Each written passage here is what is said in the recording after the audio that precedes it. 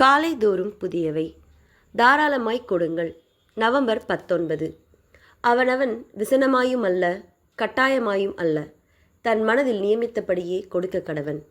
உற்சாகமாய் கொடுக்கிறவனிடத்தில் தேவன் பிரியமாய் இருக்கிறார். 2 கொரிந்தியர் 9:7. 3ஆம் நூற்றாண்டில் பிறந்த நிக்கோலஸ் என்பவர், அவர் மரித்த பல நூற்றாண்டுகள் கழித்தும் சாண்டா கிளாஸ், கிறிஸ்மஸ் தாத்தா என்று அழைக்கப்படுவார்.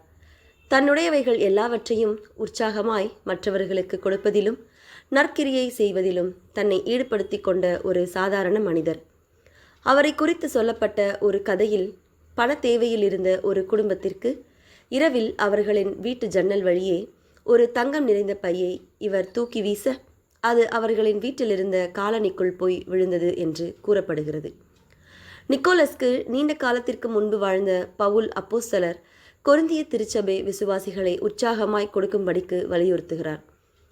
எருசலேமில் இருந்த மக்களின் பெரிய பொருளாதார தேவையை குறித்து அவர்களை தாராளமாய் கொடுக்கும்படிக்கு உற்சாகப்படுத்துகிறார். தங்கள் ஆஸ்திகளையும் பொருளையும் கொடுப்பவர்களுக்கு வரும் ஆசீர்வாதங்களை குறித்து பவுல் கூறுகிறார். சிறுக விதைக்கிறவன் சிறுக அறுப்பான், பெருக விதைக்கிறவன் பெருக அறுப்பான் என்று அவர்களுக்கு நினைவுபடுத்துகிறார். உற்சாகமாய் கொடுப்பதினால் அவர்கள் ஒவ்வொரு நாளும் சம்பூரணம் உள்ளவர்களாய் மாறி தேவனை கனப்படுத்துகிறார்கள். லூக்கா 6:35 படி, உங்கள் சத்துருக்களை சிநேகியுங்கள், நன்மை செய்யுங்கள், கைமாறு கருதாமல் கடன் கொடுங்கள், அப்பொழுது உங்கள் பலன் மிகுதியாயிருக்கும். உன்னதமானவருக்கு நீங்கள் பிள்ளைகளாயிருப்பீர்கள். அவர் நன்றி அறியாதவர்களுக்கும் துரோகிகளுக்கும் நன்மை செய்கிறாரே. தகப்பனே, இந்த பண்டிகை நாட்களில் மட்டுமல்லாது ஆண்டு முழுவதும் அனைவருக்கும் உற்சாகமாய் கொடுக்கிறவர்களாய் மாற எங்களுக்கு உதவி செய்வீராக. விவரிக்க முடியாத ஆச்சரியமான உம்முடைய குமாரனாகிய இயேசு என்னும் பரிசை எங்களுக்கு அருளியதற்காக உமக்கு நன்றி.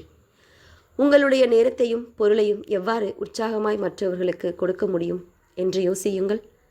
ஏழைகளை கவனியுங்கள், திக்கற்றோரை பராமரியுங்கள், சேவை செய்வதில் உற்சாகம் அடையுங்கள், ஊழியம் செய்யுங்கள். ஜெபம். தகப்பனே, உம்முடைய சுபாவத்தினால் என்னை உற்சாகமாய் கொடுக்க பண்ணுவதற்காக உமக்கு நன்றி. ஆமேன்.